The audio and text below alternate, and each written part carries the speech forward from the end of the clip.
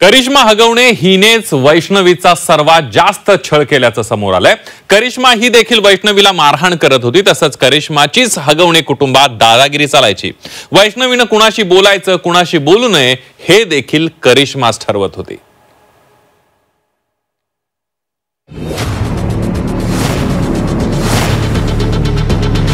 हीच करिश्मा हगवणे कुटुंबातील मुख्य व्हिलन असल्याचं समोर आलंय। हगवणे कुटुंबात करिश्माचीच दादागिरी चालायची। वैष्णवीच्या मृत्यूनंतर संपूर्ण महाराष्ट्र हादरला।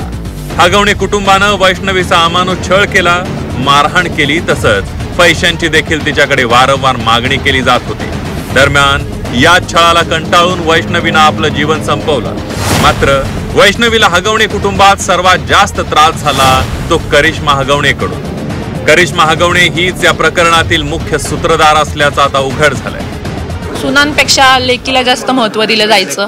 म्हणजे ज्या घरामध्ये लेक म्हणेल तसंच, कारण की ती 5 वर्षांनी मोठी आहे पिंकीताई, मग तिचं सगळ्यांनी ऐकायचं असं या प्रकारे होतं। मग त्या प्रकारे आम्ही पण ऐकत गेलो। मी पण वर्षभर सगळं सहन केलं। त्याच्यानंतर माझी लिमिट संपली सहन करायची। सारखी बोलायची की माझ्या बापानी 2 कोटी रुपये खर्च केलेला आहे नाही का, मग तो द्यायचा, मग इथं मी म्हणेल तसंच वागायचं, मी म्हणेल तसंच राहायचं। म्हणजे ते तिथंच राहायची कधी? हो, त्यांचं लग्न नाही झालेलं, त्यामुळे त्या तिथंच राहायच्या। 34 वर्षांची करिश्मा ही पेशाने फॅशन डिझायनर। वैष्णवीनं कोणती साडी नेसायची, कुणाशी बोलायचं कुणाशी बोलायचं नाही हे देखील करिश्माच ठरवायची। एकाच छताखाली असूनही करिश्मानं वैष्णवी आणि मयुरीला कधी बोलू दिलं नाही। हगवणे कुटुंबातील सदस्य देखील करिश्माचंच ऐकत होते।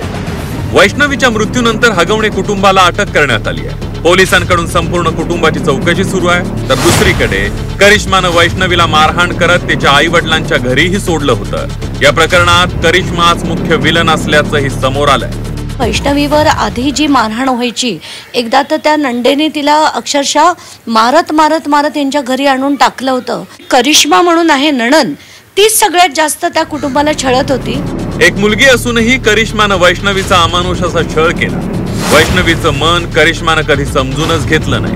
उलट तिला मारहाण आणि तिच्याकडे पैशांची मागणी केली। त्यामुळे वैष्णवीवर हगवणे कुटुंबात जो अन्याय झाला त्याची शिक्षा हगवणे कुटुंबाला झाल्याशिवाय राहणार नाही। घरात आलेला सुनेचा वैष्णवी सारखा छळ होत असेल तर त्याला करिश्मा सारखी ननंदच जबाबदार असते। मात्र असा छळ करणाऱ्या करिश्मा सारख्या ननंदांनी त्याही कुणाच्या तरी सून होणार आहेत याचा विचार करणं गरजेचं आहे। कैलासपुरी, झी मीडिया, पुणे।